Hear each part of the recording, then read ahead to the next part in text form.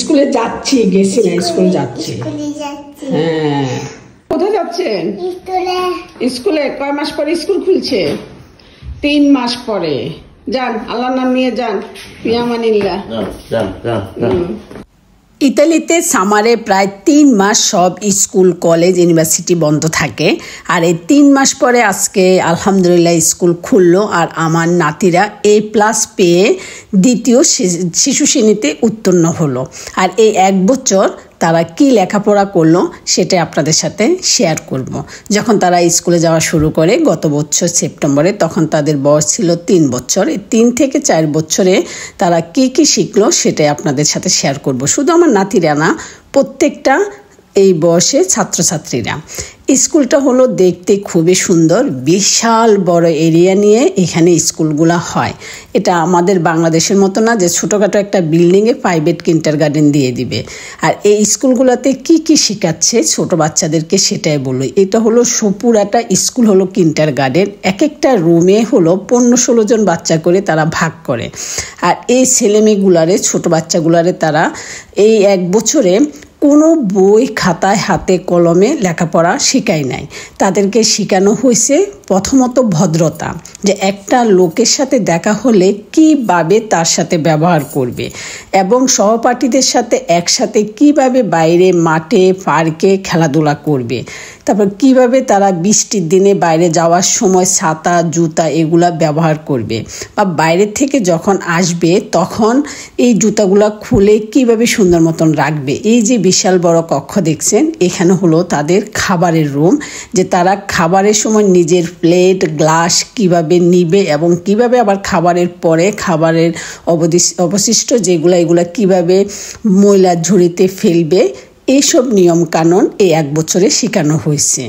এবং কি নিজের জামাটা, নিজের জ্যাকেটটা গায়ের থেকে খুলে বাইরে থেকে আসার সাথে সাথে বা স্কুলে আসার সাথে সাথে কিভাবে জায়গায় রাখবে, কিভাবে সেটা আবার যাওয়ার সময় মনে করে পরবে, এইসবগুলা। বা এই যে বিশাল মাঠের মধ্যে যদি টিস্যু পেপার বা চকলেটের খোসা এগুলা পড়ে থাকে, এগুলা কিভাবে পরিষ্কার করবে।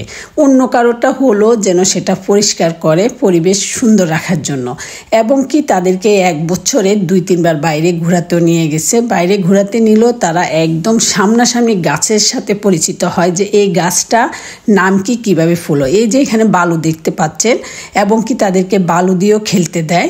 যেমন এখানে বাড়তি জামা কাপড় রাখা থাকে, প্রত্যেকটা ছেলেমেয়ের বাসা থেকে আসার সময় দিয়ে দেয়, যেন তারা ময়লা করার পরে নিজের জামা কাপড় নিজেরাই যেন পরিষ্কার করে। আর এই 1500টা বাচ্চার জন্য কিন্তু 2 জন করে শিক্ষিকা থাকে, তাদের মিস থাকে, এই মানে টিচার থাকে 1500টা বাচ্চার জন্য। তারা তাদেরকে এই যে এগুলা বৃষ্টি হলে বাইরে এভাবে আসতে পারে, মানে প্লাস্টিকের বুট জুতা পরে যাবে। এটা হচ্ছে আমার নাতি আনাসের, এই যে আনাস আজকে আসতে নিয়ে আসছে। এটা এখানে পুরো 1 বছরের জন্য থাকবে, সামনের বছর আবার নিয়ে যাবে। এই যে কাঠের টুকরাগুলা দিয়ে সব এলোমেলোভাবে এখানে খেলবে। খেলা শেষ হলে যেমন নিজেদেরগুলা নিজেরা গোছায় রাখবে, এইরকমভাবে 1500টা করে এক একটা ক্লাসরুম এরা সাজানো হয়েছে। ভিতরে ছোট ছোট চেয়ার টেবিল আছে, এবং কি টয়লেট ব্যবহার করার পরে কিভাবে হাত পরিষ্কার করবে, কিভাবে টয়লেট করবে। কিন্তু ওই 2 জন টিচার সব কিছু খেয়াল করবে, তারাই সব করবে,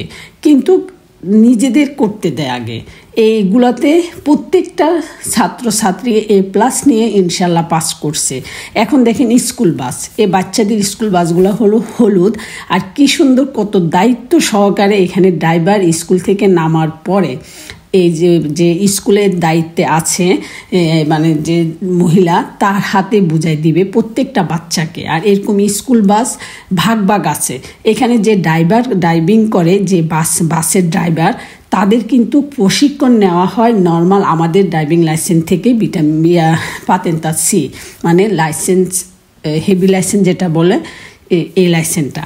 আর পরিবেশ তো আপনারা দেখলেন, ভিতরে খেলার মতন যথেষ্ট জায়গা আছে।